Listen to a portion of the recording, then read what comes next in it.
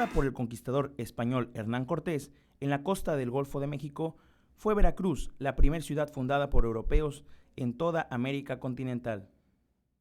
A la zona lo hicieron en la incursión comandada por Juan de Grijalva en 1518, la costa de la península de Yucatán, y siguiendo por Tabasco llegaron a costas veracruzanas. Los momentos más importantes de la consolidación de México es exactamente la fundación de Veracruz. Y decir la fundación de Veracruz es decir la fundación de uno de los primeros ayuntamientos en el continente y específicamente en México. Y creo que fundamentalmente que la llegada de Hernán Cortés es el inicio de un cambio importante y trascendental en la historia de México y obviamente de casi toda América Latina. Prácticamente la fecha es 1519 y la llegada es el 21 de abril, y a partir de entonces él genera una estrategia fundamental de alianzas con demás pueblos de la región para establecer una dinámica de ataque y obviamente a lo que prácticamente era el reino de los Mexicacolúa, en este caso, que la capital estaba en Tenochtitlan. Y en este caso, este imperio que él va a crear posteriormente y que va a iniciar con una gran guerra entre las partes, es ganada por él en 1521 y con la derrota del pueblo mexica. Obviamente que Veracruz en este caso se considera una pequeña villa, se traslada los poderes de este ayuntamiento a Quiahuixtla, que es prácticamente en la costa norte de Veracruz, y es ahí donde establece algunas construcciones de las cuales todavía existen algunas fundaciones, algunos cimientos de la fortaleza y del cabildo, en esta forma que plantean la posibilidad de ser resguardado por una pequeña ciudad que es la Villarrica de la Veracruz. Para 1523 es trasladado esta ciudad a la ribera del Huitzilapan, donde hoy se conoce como La Antigua, y es exactamente la Veracruz. Ahí establece una segunda reubicación de la ciudad llamada la Veracruz, y es prácticamente ahí donde funciona como un gran puerto de resguardo de los comercios que se hacían entre las colonias, o en este caso la Capitanía General todavía, y España. Prácticamente el puerto de San Juan de Ulúa está ubicado donde hoy está la fortaleza, funcionaba como elemento de descarga y obviamente se trasladaba toda la mercancía y las haciendas hacia la ciudad de la Veracruz, hoy La Antigua. Obviamente con el tiempo este pequeño estrecho crea una gran cantidad de conflictos por la aparición de impuestos y la falta de pago de ellos, en el que se convierte en un comercio pequeño ilícito, un mercado ilícito, en el cual se plantea la posibilidad de replantear la ciudad frente a la fortaleza de San Juan de Ulúa. Y es así como en 1600 se traslada a la ciudad. Digamos que era una gran cantidad de empresas navieras que se establecieron enfrente del islote de San Juan de Ulúa. Es así como se nombra la Nueva Veracruz, una de las ciudades más emblemáticas en todos los planos de toda Europa. Estaba un punto importante porque era el puerto de entrada en este caso a partir de 1535 del Virreinato de la Nueva España. Es exactamente este momento en el cual en 1600 se trasladan algunas órdenes como los franciscanos, agustinos, jesuitas, a la zona de las ventas, como le llamaban a los hospedajes de los marinos frente al puerto de San Juan de Ulúa, y es aquí donde se desarrolla una de las más importantes y pujantes ciudades del comercio exterior del virreinato, en tal forma que va a estar allí en un proceso gradual, se va a desarrollar en el proceso de que obviamente todo el comercio se hace una estrategia comercial muy importante llamada la carrera de Indias. Y hablar de Veracruz en el siglo XVI es hablar de una ciudad que obviamente estaba en el río Huitzilapan y que es trasladado para 1600 frente a la isla de San Juan de Ulúa. Es aquí donde florece una gran ciudad, una importante, y que va a escribir una gran cantidad de historias, como ya hemos explicado, no tan solo del comercio virreinal, sino también de la México independiente. La mañana del 21 de abril avistaron las costas veracruzanas, anclando cerca de San Juan de Ulúa, y al día siguiente, Viernes Santo, 22 de abril de 1519, desembarcaron en las playas contiguas llamadas Chalchihuecan por los indígenas mexicas. Ahí trataron con los emisores de Moctezuma.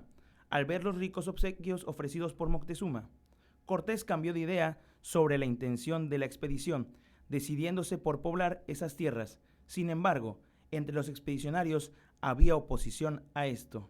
Con el doble propósito de alejar a la oposición y buscar un lugar más propicio para resguardar su flota, Cortés envió 2 navíos al mando de Francisco de Montejo, piloteados por Antón de Alaminos y Juan Álvarez, que llegaron a la ensenada de Quiahuistlán.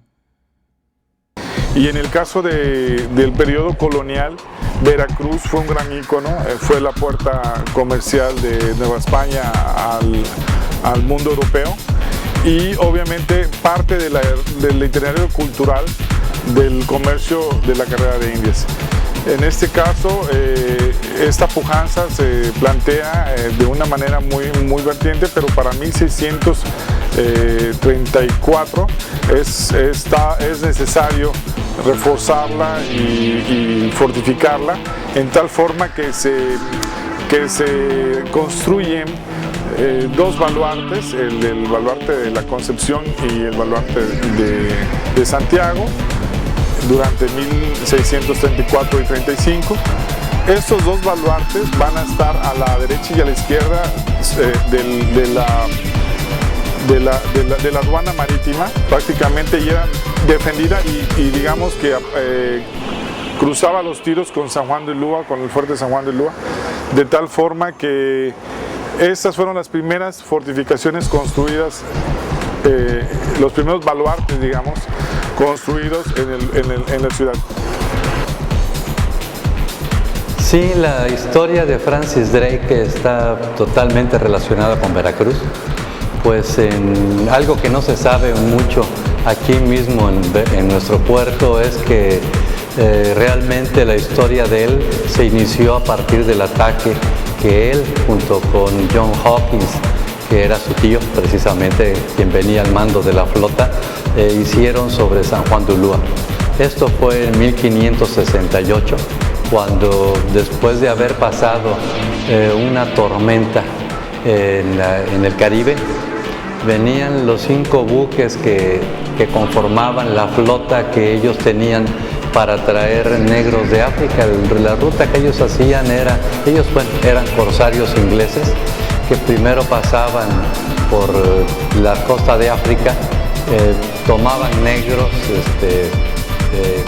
y los traían a América para venderlos como esclavos, y a partir de ello ellos con ese dinero compraban productos que eran altamente valorados en Europa, como el té, por ejemplo, como joyas, oro, plata que sacaban de México.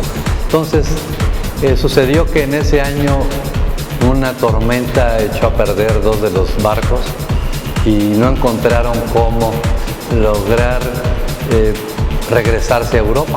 Venían ya cargados, y entonces lo que hicieron fue pasarse a Veracruz. Alguien les dijo que aquí había condiciones para poder reparar los buques y además poder avituallarse nuevamente para cruzar el Atlántico.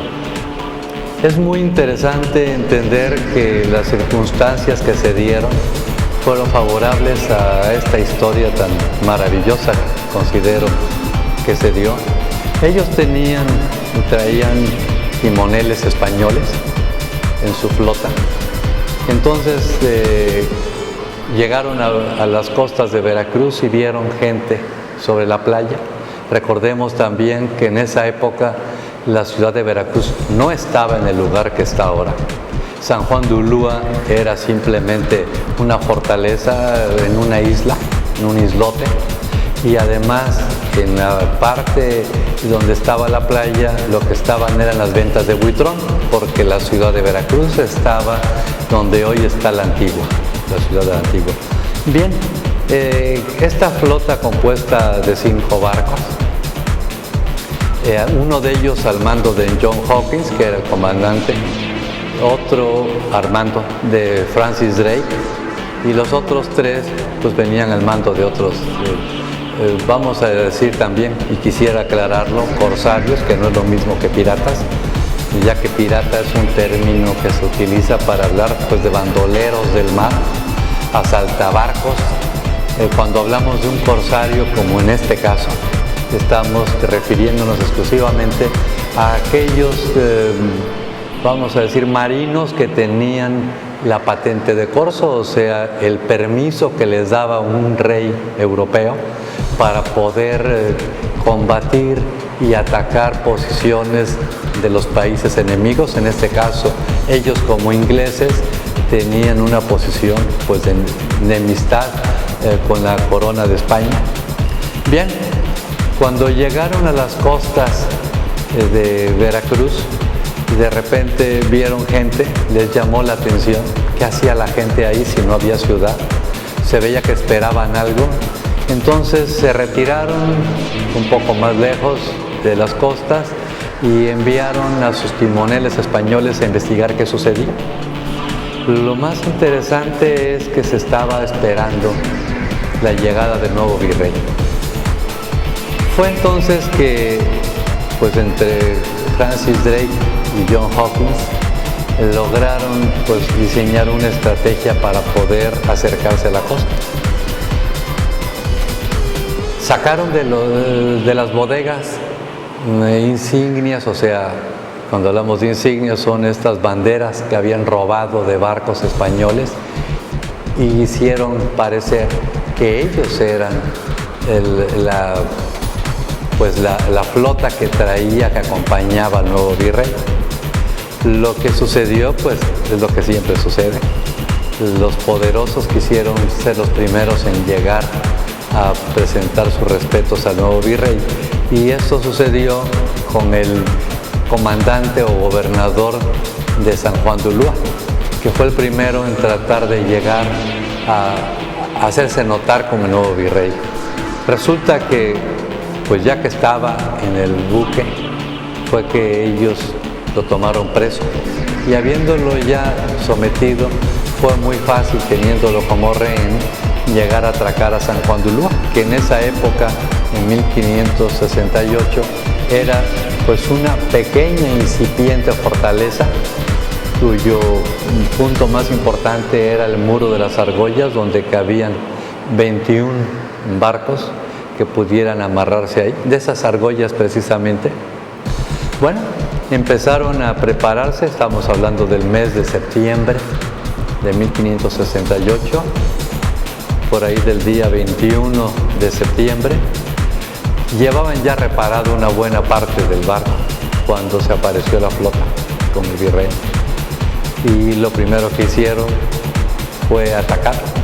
Lanzaron un ataque con sus cañones sobre esta flota de la corona española, y fue muy interesante porque uno supondría que lo que ellos querían provocar era que el nuevo virrey pues decidiera huir a refugiarse quizá en Campeche o en algún otro puerto importante del Golfo de México, pero no, el virrey con mucho carácter insistió en enfrentarlos a ellos, y se dio un pequeño combate en el cual pues lo único que quedaba para Hawkins y Drake era precisamente buscar un armisticio. Mandaron a unos representantes en una lancha que se reunió con los del virrey, con los de la flota del virrey. Negociaron intercambiar de cada bando 10 rehenes, con lo cual se garantizaba de que nadie atacaría al otro.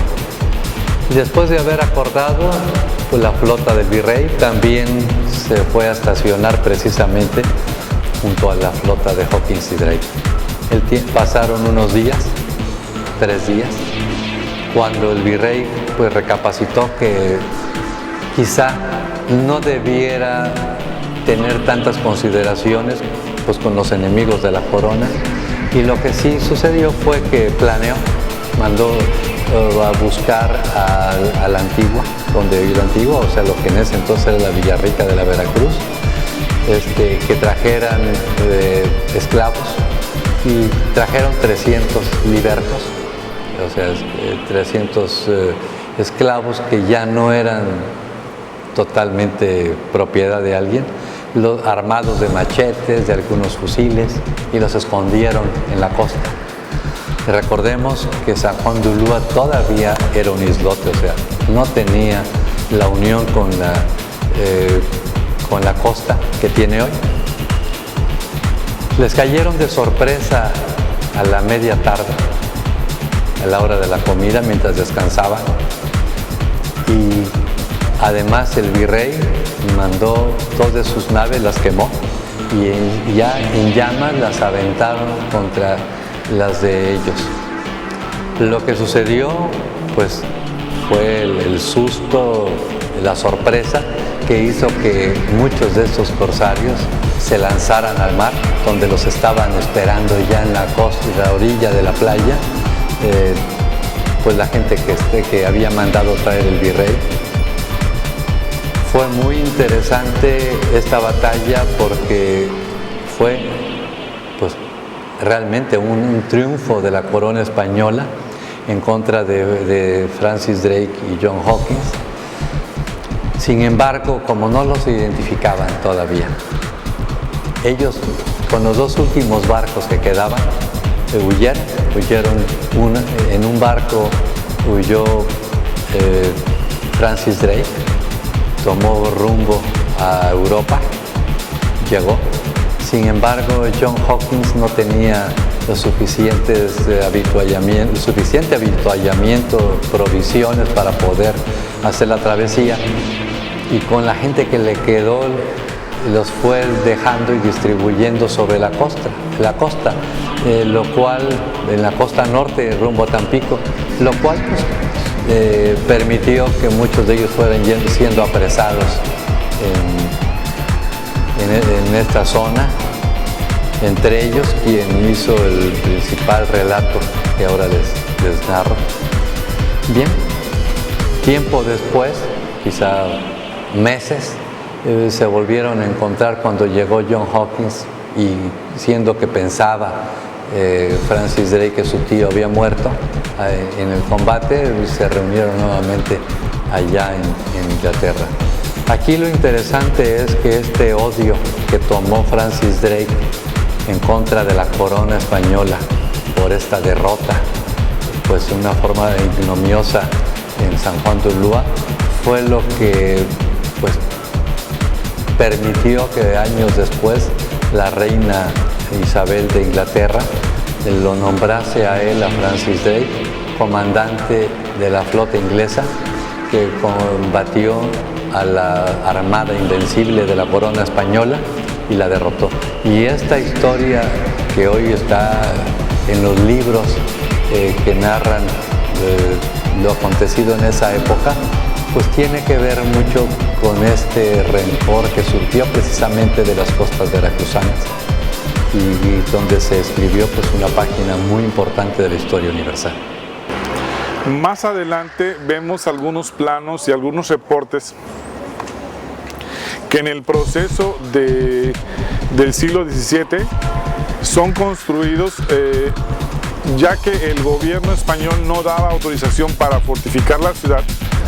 Los vecinos construyen las murallas y otros baluartes más para hacer, digamos, que la custodia y el amurallamiento hacia la parte de tierra. Creo fundamentalmente que esta obra es bastante sencilla, no es la que conocemos en las fotografías. Era una pequeña murete de 1,20 de alto, más aparte su estacada, de modo que esto hace que la ciudad tenga una muy provisional muralla. Esta muralla va a ser replanteada a la llegada de Laurent de Craft en 1683, y es exactamente Francisco de Pozuelos, que se encarga de hacer un proyecto para reconstruir y remodelar los baluartes que ya han estado afectados por la mala fabricación, y se replantea en dimensión y forma, y todo en un proceso paulatino del siglo XVIII, casi terminada para 1785, con 4 puertas fundamentales, en este caso la puerta de mar, que es la puerta de la aduana, la puerta que da hacia la Merced, hacia la iglesia de la Merced, que da hacia el Cristo, que dan todos los caminos de comercio hacia Campeche, la puerta de Acuña queda conectada hacia los caminos de Orizaba y Córdoba, y exactamente donde estamos era la dirección donde se encontraba la puerta de México, ¿no? Prácticamente, y esta puerta realmente era parte de la conexión que se tenía con el Camino Real a México. Esta conexión que va a tener la ciudad amurallada de Veracruz va a establecer una estrategia fundamental para la protección del comercio a través de un sistema de baterías en el litoral, San Juan de Ulúa como ciudadela, y el fuerte de Perote, de San Carlos de Perote, va a ser, digamos, que uno de los custodios fundamentales en el camino real de este comercio. La muralla, estamos hablando que tenía una extensión más o menos de 1775 metros, y era algo así como una muralla que prácticamente era para artillería de mano, no existía cañonería más que en los baluartes, y obviamente en el proceso ya en los últimos años se construyó una escuela práctica de artillería y un cuartel de dragones en la parte sur de la muralla. Ver la muralla, ver las obras de la muralla es un gran paisaje, y lo podemos apreciar en el cromo que Casimiro Castro realiza en globo en 1850, en donde dibuja en perspectiva la ciudad, y podemos ver la riqueza cultural que nos lega la historia colonial de Veracruz, y que posteriormente vamos a explicar. La historia de Lorencillo definitivamente es muy importante para Veracruz y poco conocida porque los libros de historia no la tienen bien registrada, hay incluso errores muy graves en esto, como pues la referencia que existe, la más conocida, es la del historiador Bulnes de la época porfiriana, que decía que Lorencillo se llamaba Lorenzo Jácome. Él menciona que Lorencillo había sido un corsario holandés de raza negra que había asolado las costas veracruzanas y había tocado la ciudad de Veracruz concretamente. Sin embargo, el error es que se mezclaron dos historias totalmente diferentes. Primero quisiera eliminar la de Lorenzo Jácome, cuando en realidad este era un morador de la Chontalpa, en Tabasco, y que a mediados del siglo XVIII, o sea, 1750 aproximadamente, porque había sido castigado con azotes por haber robado algo. Y esto había sucedido en la plaza del pueblo. Él, cuando terminó siendo liberado después de haber sido castigado, se unió a un montón de bandoleros, eso sí, piratas, que asolaban con pequeños ataques las costas del Golfo de México.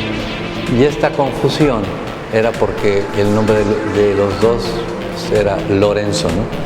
Sin embargo, el personaje auténtico, a quien todos llamamos Lorencillo, el corsario holandés, él tiene por nombre Laurens de Graaf. Y es importante aclarar que también hay un error, porque quienes lo llaman Laurent de Graaf lo escriben de forma totalmente diferente. No es Laurent de Graaf con G-R-A-F-F como lo escriben, sino que es G-R-A-A-F y es Laurens. Bien, este personaje es alguien muy carismático que pues en el siglo XVII, a mediados del siglo XVII, se dedicó a trabajar para el rey de Francia, por lo tanto tenía patente de corso y pagaba una parte de las utilidades que dejaban los ataques que hacía sobre los barcos de la corona española. Es muy interesante entender la personalidad de él porque no era un tipo común. Se hablan los registros que hay de él, es que era un hombre rubio, muy alto, de pelo dorado, un hombre elegante, fino, que traía una orquesta, una pequeña orquesta en el barco, en su barco, que en las noches tocaban en alta mar y que incluso cuando hacían abordaje de alguna otra nave, principalmente española, ellos tocaban para generar el ambiente psicológico necesario.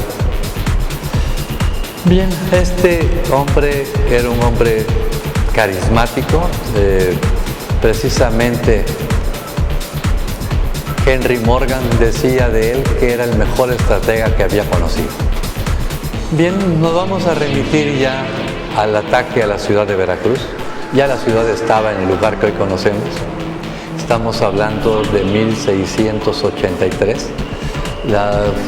El domingo 15 de mayo de ese año, 16 de mayo de ese año, 1583, se aparecieron por la tarde en las costas de aquí enfrente, por el rumbo de San Juan de Ulúa, unas naves desconocidas. No les dieron importancia las autoridades españolas y desaparecieron, y no le dieron importancia porque incluso no lograron, como la armada de Barlovento, que era la responsable de cuidar las costas, andaba por Yucatán devolviendo esclavos que habían robado algunos piratas o corsarios de aquí de Veracruz. Estaban entonces en Yucatán entregándolos a sus legítimos dueños. Bien, otra costumbre que había era que alguien de San Juan de Ulúa en una lancha saliera a hacer un reconocimiento cuando aparecían naves enfrente de la costa, y tampoco lo hicieron, seguramente por ser domingo les dio flojera. Sin embargo, en la madrugada del lunes 17 de mayo, quizás sobre las 5 de la mañana, cayó toda la flota de ellos, compuesta aparentemente por 11 barcos, en los cuales venían al mando de Laurens de Graaf, que era precisamente corsario holandés al servicio del rey de Francia. El otro era Michel de Grandmont, francés, también con una historia muy interesante, pero la comentaré más tarde. Y el tercero era Nicolás van Horn, también corsario holandés. Entre los tres habían planeado atacar a la ciudad de Veracruz. Cabe aclarar cómo estaba compuesta la ciudad. Evidentemente no existía, seguía siendo un islote San Juan de Ulúa. No estaba el malecón, nada de ello. El agua llegaba en forma de playa hasta lo que hoy es el faro Venustiano Carranza. Cayeron de sorpresa y no tardaron mucho en tomar posesión de la ciudad. Lo primero que hicieron fue precisamente tomar de rehenes a toda la gente rica de la ciudad. Se la llevaron a una iglesia que se llamaba la Iglesia de la Merced, que está precisamente por donde ahora está frente al Parque Zamora, en las calles, en lo que hoy es las calles de Canal e Independencia. Ahí estaba pues el monasterio de los monjes mercedarios. Por ello la iglesia era la Iglesia de la Merced. Ahí todavía no existía tampoco, cabe aclarar, lo que hoy es la catedral, no existía tampoco. Existía precisamente la iglesia del Cristo del Buen Viaje. No existía tampoco la muralla. Bien, se llevan a toda la gente rica de la ciudad, los encierran y empiezan a exigir un rescate. Cada quien tenía que pagar su propio rescate para poder salir. Había quienes tenían, quienes no tenían y no podían pagarlo.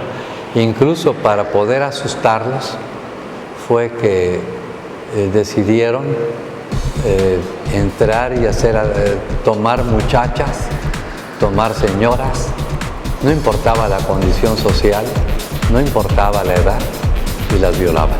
Se las llevaban atrás de la iglesia y las violaban. Lógicamente adentro estaban escuchando los gritos, y eso pues generaba el ambiente para que hasta el más duro terminase pagando el rescate para que no le pasara nada a sus hijas. Bien, hubo incluso el intento, ya 3-4 días después, hubo la amenaza de quemar la iglesia con toda la gente adentro si no pagaban. Eso parece que fue el miércoles, y era el miércoles, debe ser el miércoles 19 de mayo, con el calor que hacía ahí. Casi no les daban de comer, o sea, no los trataban nada bien. Y cabe aclarar algo. En este trato a la población, Lorenz de Graff no estaba de acuerdo. Era un hombre que se caracterizaba por tratar con benevolencia a sus víctimas, con benevolencia a los que había derrotado. Se habla de que era un hombre culto, un hombre de finos modales, que no les gustaba la violencia innecesaria, pero también era un gran estratega y era un militar, a final de cuentas. Quienes seguramente habrían sido los que armaron todo esto eran Michel de Grandmont y sobre todo Van Horn, que era de otro nivel sociocultural y por tanto pues un hombre más violento. Es también de llamar la atención que con motivo del trato que le dieron a los cautivos, hubo un altercado entre Lorenz de Graff y Van Horn con espada, y en lo cual Lorenz de Graff logró herir a su amigo hasta ese entonces, Nicolas Van Horn. Lo hirió en el brazo, lo cual le provocó una infección que días después se gangrenó y terminó muriendo. Bien, regresando otra vez a la historia de este ataque, la gente permaneció en el lugar, iban pagando los que podían, y ya para este entonces ya habían avisado a la Ciudad de México, habría alguien acudido a avisar al virrey. Ya se había empezado a armar una expedición para venir a salvar Veracruz, y de eso evidentemente estaban al tanto Lorenz de Graff, Grandmont y Van Horn. Y entonces, para agilizar pues el tomar el máximo de dinero, le permitieron a 2 personas, 2 veracruzanos, que salieran a conseguir dinero para salvar al resto de los que aún permanecían ahí. Y ellos se fueron una madrugada, seguramente a los poblados cercanos, a hacer una colecta para poder salvar. Regresaron con dinero, y lo que se juntó el sábado ya eran 4 millones de pesos de aquella época, con lo cual pues liberaron a la mayoría de los cautivos, a los que todavía permanecían ahí, y prepararon su huida. Y lo interesante aquí es que se llevaron de rehenes a muchas mujeres jóvenes, y al pasar por San Juan de Ulúa, ahí las abandonaron para seguir ya su camino. Interesante es que siempre se ha dicho que de este ataque nacieron 2 cosas importantes. Una de ellas es que nació la canción La Bamba, y si ustedes recuerdan, un estribillo de La Bamba es: yo no soy marinero, pero por ti seré, y se refería seguramente a lo que se dice que sucedió en esa época, de que los padres y los maridos de las mujeres ultrajadas se aliaron cuando llegó la flota, bueno, no la flota, perdón, sino el ejército del virrey, se subieron con ellos en las naves de la Armada Española a perseguirlos. La realidad no sucedió. Todos los libros que tienen validez histórica dicen que, es más, ya andaban muy cerca la Armada Española y prefirieron no atacarlos, o sea, le tenían cierto respeto a la capacidad de respuesta de ellos. Porque, pues otra vez, si hablábamos de corsarios y no de piratas, los corsarios pues tenían cierta formación militar que les permitía actuar estratégicamente. Hasta ahí se acabaría la historia del ataque a Veracruz. Poco después, ya en el mes de julio, el virrey vino a conocer los daños de este ataque, que fue muy sonado, y fue cuando tomó la decisión de mandar a construir la muralla que permaneció alrededor de la ciudad de Veracruz hasta fines del siglo XIX. Por ahí de 1895 fue cuando empezó a destruirse la muralla, que en ese entonces tenía 7 baluartes, de los cuales solamente nos queda el baluarte Santiago. Bien, siguiendo con esa historia, vemos que la iglesia de la Merced no existe, ya desapareció. Lo que hoy es la catedral, en la época de la invasión, apenas estaba en construcción, entonces tampoco podemos confundir las dos iglesias. También es importante destacar pues, quién era Michel de Grandmont, porque esto nos da una idea de qué tipo de gente eran ellos. Michel de Grandmont era hijo de un altísimo oficial de la guardia personal del rey de Francia, un muchacho que a los 14 años de edad retó a duelo al enamorado de una de sus hermanas y terminó matándolo en el dueño con 14 años de edad, y tomando en cuenta que pertenecía a la nobleza francesa, aunque fuese de bajo nivel, pero al fin y al cabo nobleza, en lugar de enviarlo a la cárcel, lo metieron de grumete en una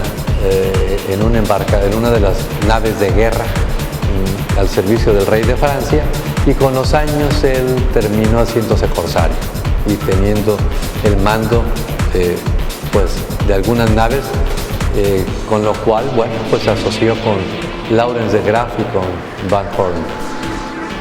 Viendo quién es también la dimensión de ellos, podemos decir que tiempo después, ellos atacaron también Campeche, que fue otro ataque muy sonado, tanto o igual que el de Veracruz, y nada más que ahí ya con la experiencia repitieron el mismo mecanismo, tomaron a la gente rica de la ciudad, la encerraron,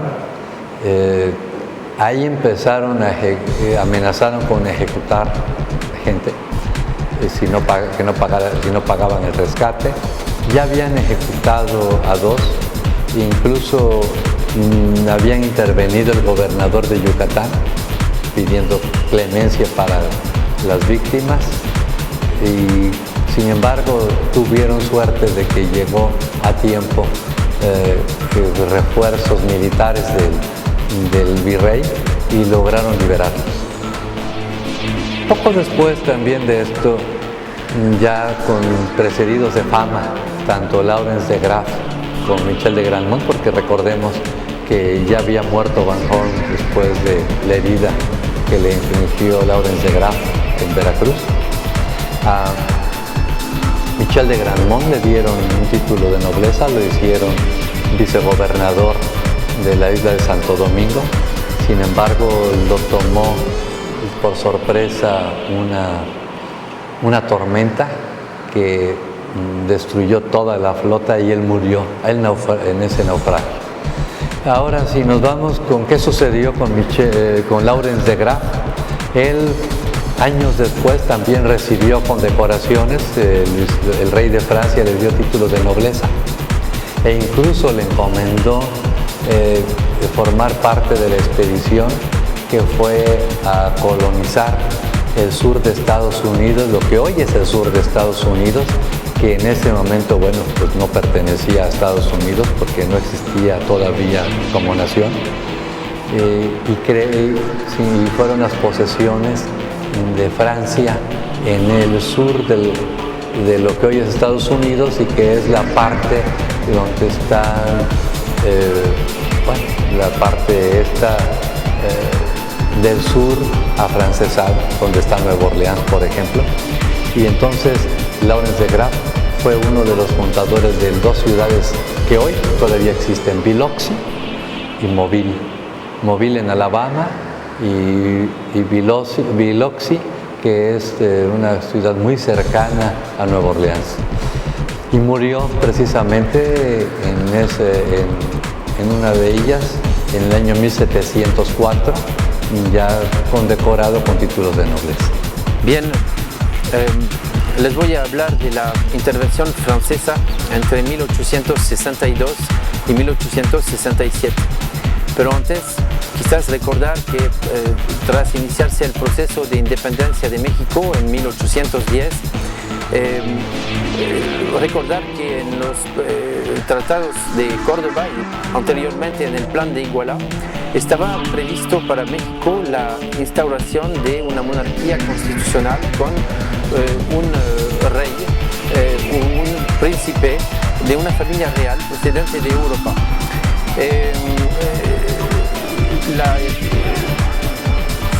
Digamos que Napoleón III y su gran deseo de expansión imperialista con mucha ambición pretende a colocar en México a Maximiliano de Habsburgo y paulatinamente se va a hacer, pero se va a justificar a través de la intervención tripartita de Francia, Gran Bretaña y España. Cuando llegan en 1861 los primeros franceses, ya están los españoles y negocian con el gobierno de Juárez la autorización de ocupar las ciudades de Orizaba, de Tehuacán y de Córdoba. El conflicto se divide a partir del momento en que los británicos se retiran. Todos estaban por el mismo objeto, la compensación de algunos negociantes que habían sufrido algunas dificultades y no habían sido de alguna manera compensados. Veracruz es escenario de uno de los más importantes intervenciones de Francia. Es exactamente esta segunda intervención francesa la que da un escenario obviamente de grandeza a la Ciudad de México. Estamos hablando también de que esta guerra se da por la suspensión de los pagos de deuda externa que Juárez plantea para poder cubrir y consolidar el gobierno nacional. Esto obviamente se traduce a la posibilidad de hacer una convención en Londres para plantear la posibilidad de hacer un pago deductor a conveniencia de México, y obviamente tres de esos gobiernos, en este caso el gobierno de España, el gobierno de Francia y el de Inglaterra, no están de acuerdo, y para diciembre de 1861 y enero de 1862 desembargan las tropas de esas tres naciones con una misma bandera, el ejército trigarante, y este es un motivo por el cual Veracruz se ve acosado obviamente una vez más, y a partir de aquí se plantea la posibilidad de negociar prácticamente el problema, en tal forma que Juárez envía a Manuel Doblado, uno de los secretarios de Relaciones Exteriores, para plantear la posibilidad de negociar esta deuda. Se plantea en un poblado muy cercano acá, que es el poblado de La Soledad, de Doblado, gracias al nombre de este licenciado, en tal forma que este convenio, este tratado, plantea la posibilidad de hacer un respaldo para poder tranquilizar a esos gobiernos de la deuda que se hacía. En tal forma que, bueno, el tratado consta de algunas cláusulas que tienen que ver con reconocer el gobierno de Juárez, de reconocer la independencia de México y obviamente de finalmente desembarcar a la ciudad de Veracruz ya una vez que eso esté arreglado. En tal forma, este convenio está también hecho que los gobiernos de España y de Inglaterra se regresan a sus naciones convencidos y comprometidos a tratar de realizar una mejora en este pago de esta deuda, en tal forma que Francia no lo considera de esa manera y continúa su ejército hacia digamos que Puebla. El 5 de mayo es cuando ataca el gobierno francés a Puebla. En tal forma estaban a cargo Almonte como jefe, Lawrence por parte de Francia y Zaragoza por parte de México. Eran 6.000 soldados franceses contra 4.800 mexicanos. Se debaten en todo el perímetro de la ciudad de Puebla y México es quien rinde honor a esa batalla con honores. Luego que pensábamos que a lo mejor se iban a ir los franceses, continuaron en algunas zonas hasta que se desencadena una última batalla en donde México ataca finalmente y desterra, digamos, a esos franceses en la batalla de Camarón, pero ya hacia el 30 de abril de 1863. Estos momentos prácticamente son los cruciales para que se comprendiera que Francia tenía una gran cantidad de intereses que no tenían nada que ver con las deudas y obviamente posesionar una colonia en América junto a obviamente las colonias, la pasadita guerra de secesión de los Estados Unidos le daba un buen lugar en el mapa, en tal forma que el gobierno contrario a Juárez se vende y establece convenios con Napoleón III y eso hace que prácticamente se pueda hacer una especie como de alianza para poder vender, digamos, que de esta manera y desconocer el gobierno de Juárez. Esto es lo que ocasiona que se pueda realizar en México un virreinato, en este caso un segundo virreinato francés, ya que el primero había sido de España. En este caso Maximiliano va a llegar, digamos que para 1863 y se quedaría hasta el 67. Serían prácticamente casi 4 años de reinado. En este caso México estuvo a cargo del gobierno de Francia por este tiempo y obviamente que después de que él muere y es cuando se consolida verdaderamente México como una nación independiente. Esta guerra deja un halo de recuerdo de una guerra compleja y sobre todo impopular en Francia. Mientras que en México, al contrario, se impone como una glorificación. Es la primera vez que el país logra hacer frente a una potencia tan grande como era en aquel entonces Francia. Por lo anterior, es una serie de conflictos que van a nacer y particularmente con Estados Unidos, aunque no se subraya mucho. Porque los Estados Unidos desde el principio apoyaron a las fuerzas de México para defender el liberalismo, en nombre del liberalismo y obviamente al impedir toda injerencia de potencias europeas, llámese como se llame, se vuelve el conflicto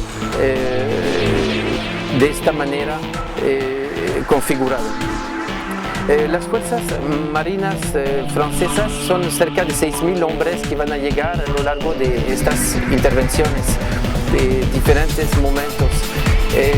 Tenemos que saber, por ejemplo, que han peleado un cuerpo de Egipto, otros cuerpos de Austria. Son detalles que no se mencionan siempre, pero que vale la pena recordar. La segunda intervención francesa es uno de los momentos más importantes en la historia, digamos que moderna, de Europa y de Francia, y fue uno de los últimos levantamientos de los que tenemos conciencia, y creo que en este caso el gobierno de México y el pueblo mexicano fue un gran escenario, y además respondieron en un alto sentido de honor. Creo que Veracruz en este caso tiene una de sus importantes haches gracias a esta intervención. ¿Qué podremos decir? A través de esta intervención van a penetrar en México pues muchas influencias en la literatura, en la cocina, en las artes e incluso en la filosofía, que van a dejar algunas huellas aquí en el país. Y bueno, podríamos platicar una de ellas que me parece interesante para el caso de Veracruz. Se trata de un gran chef cocinero que se llamaba Antonin Carême. Este cocinero francés del imperio que servía, por ejemplo, una persona tan importante como Talleyrand, que se ilustró en el Congreso de Viena en 1815.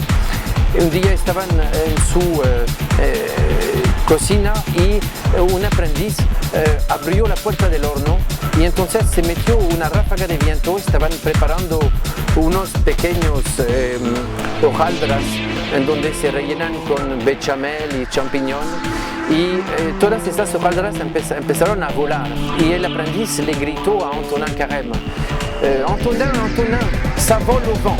Y dice: ça vole au vent. Y el otro se rió y dijo: ah, vol au vent. Es una muy buena idea para llamar tu plato. Se llamará vol au vent, es decir, en francés, vuela al viento. Y es curioso, pero en Veracruz mucha gente come vuela al viento, vol au vent. Es uno de los ejemplos que me parece interesante recordar, porque son detalles que son parte de la historia. La historia no la tenemos que ver como una necrópolis dormida, sino como algo muy vivo, algo que es parte de nosotros hoy en día. Benito Juárez se ilustró y se volvió un héroe nacional de gran tamaño, quizás uno de los más grandes, al imponerse frente a la potencia francesa. Interviene Estados Unidos para apoyar al gobierno de Benito Juárez a través de la doctrina Monroe, y se empieza a gestionar un cierto conflicto con Estados Unidos que de alguna manera era un instrumento para limitar a las fuerzas europeas, pero también para legitimar a la influencia ideológica de Estados Unidos y la penetración, por supuesto, de sus capitales. Resulta que de este conflicto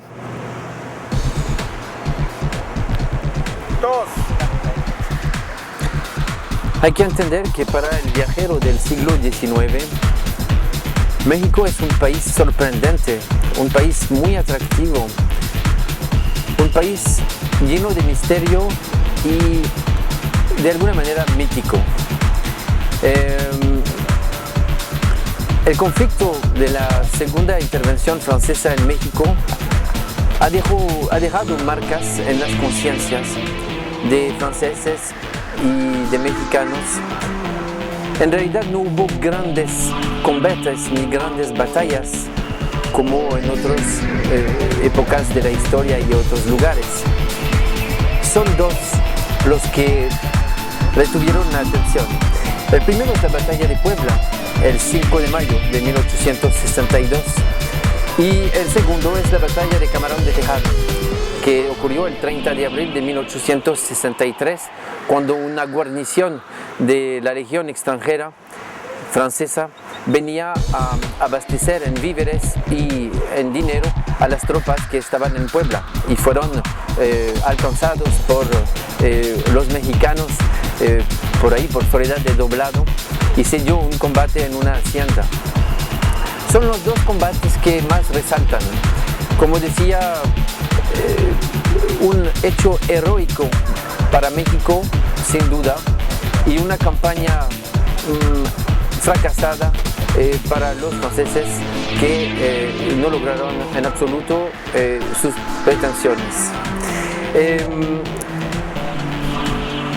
Podemos comentar paralelamente a este escenario que es el momento en que se abre la primera línea de vapores transatlánticos entre Francia y México. Salían desde el puerto de Saint-Nazaire en la costa atlántica, término del viaje en Veracruz, con escala en Santander, en La Coruña y en La Habana, donde se abastecían esencialmente en carbón. Esa primera línea naviera la aseguró la Compagnie Générale Transatlantique, la Compañía General Transatlántica francesa, y mensualmente había un barco que venía a Veracruz y que regresaba a Francia, a Saint-Nazaire. Hay que imaginar las vidas humanas de las personas que subieron en estos barcos y convivieron a lo largo de este periodo en esos viajes transatlánticos que duraban cerca de 25 a 30 días.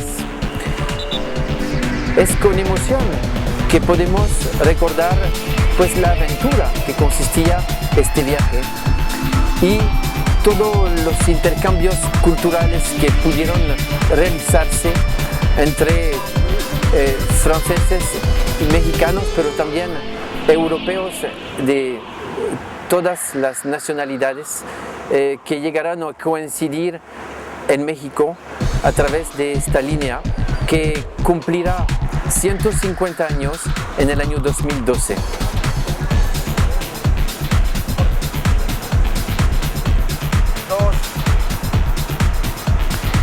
El 19 de febrero de 1862, las fuerzas francesas, españolas e inglesas firman la Convención de la Soledad, por medio de la cual tienen la autorización de ocupar diferentes sitios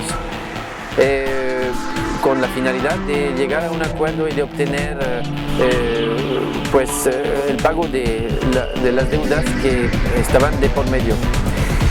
Los franceses van a ocupar los puertos de Tampico, Matamoros, Tlacotalpan, Tuxpan en el Golfo de México, pero también Mazatlán y Acapulco en el Pacífico. Ese momento permite la llegada de diferentes personas que acompañaban a los militares. Entre ellos había pues arqueólogos, historiadores y los primeros fotógrafos viajeros. Es así como habían llegado ya desde 1840 más o menos los primeros fotógrafos y las primeras cámaras fotográficas.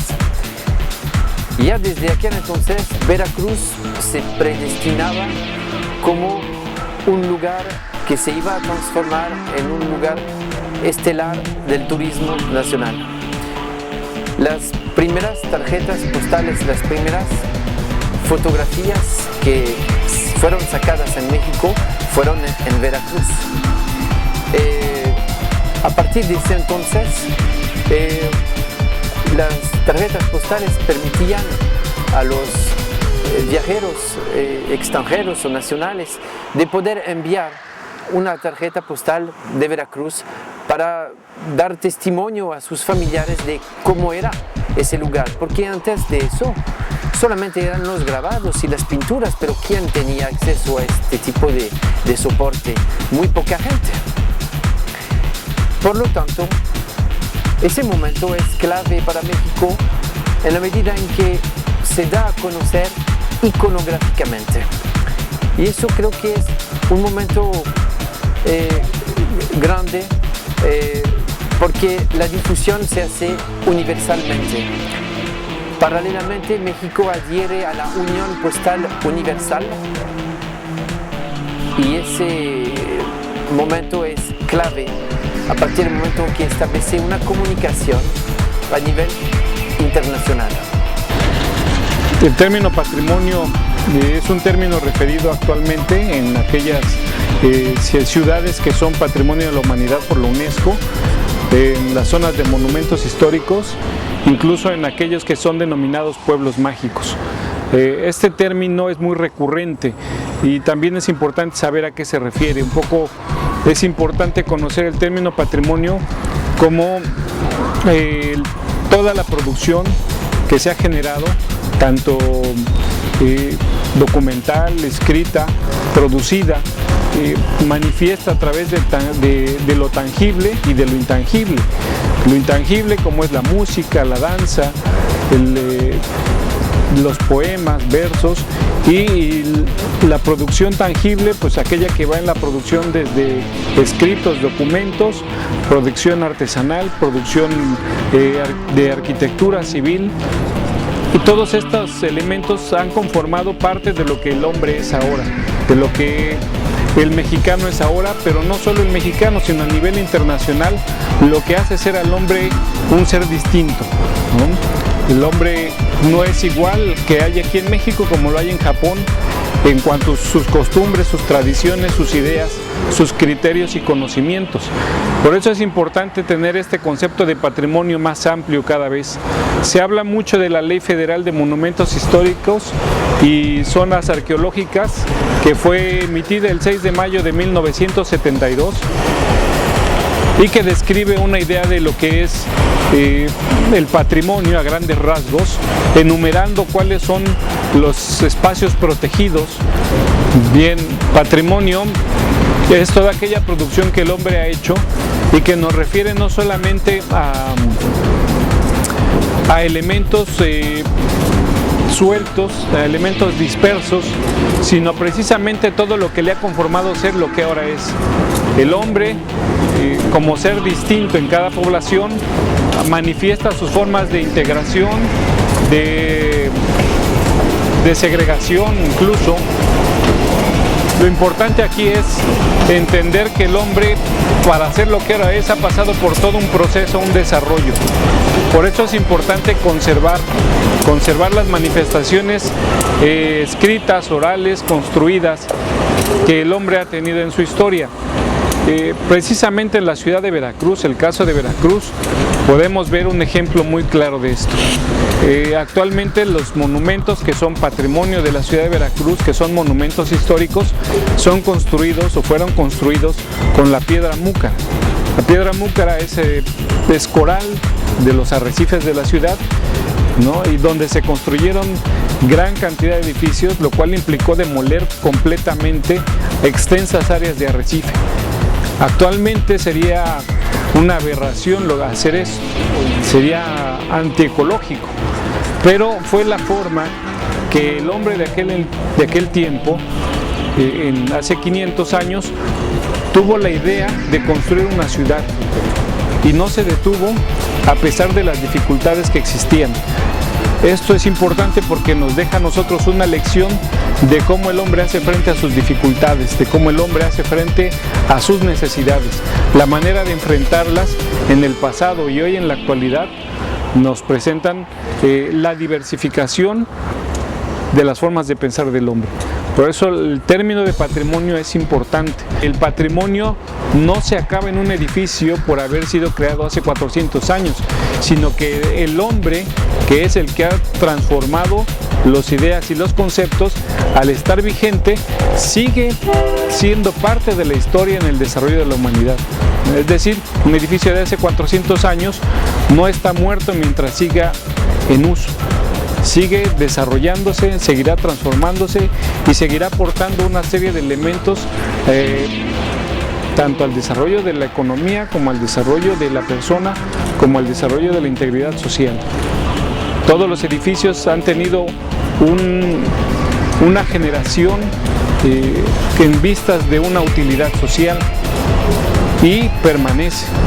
Es decir, podemos hablar de un penal de Allende o de un centro de readaptación social que fue creado hace 100 años y que en la actualidad pues tiene planteamientos de uso distintos, no simplemente como una cárcel, sino tiene un desarrollo que va de acuerdo con las necesidades sociales, y en ese sentido la arquitectura puede regenerarse conociendo cuál es su origen, pero puede ir evolucionando con el hombre. De esta manera, digo, no solo dentro de la ciudad de Veracruz hay una serie de ejemplos arquitectónicos de cada una de las diferentes épocas. Poco se habla de la arquitectura del siglo XVIII de la ciudad de Veracruz, que estamos hablando del barroco. Es poco conocido, poco estudiado en la ciudad.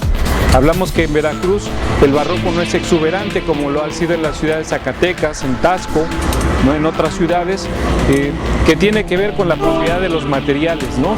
Veracruz no tiene piedra, no tiene ciertas facilidades en cuanto a los materiales y sistemas constructivos, pero sí tiene, digamos, elementos de argamasa. Lamentablemente, Veracruz, por su situación geográfica y por el desarrollo que ha tenido, pues ha ido transformándose de acuerdo a las nuevas corrientes que entran desde ultramar.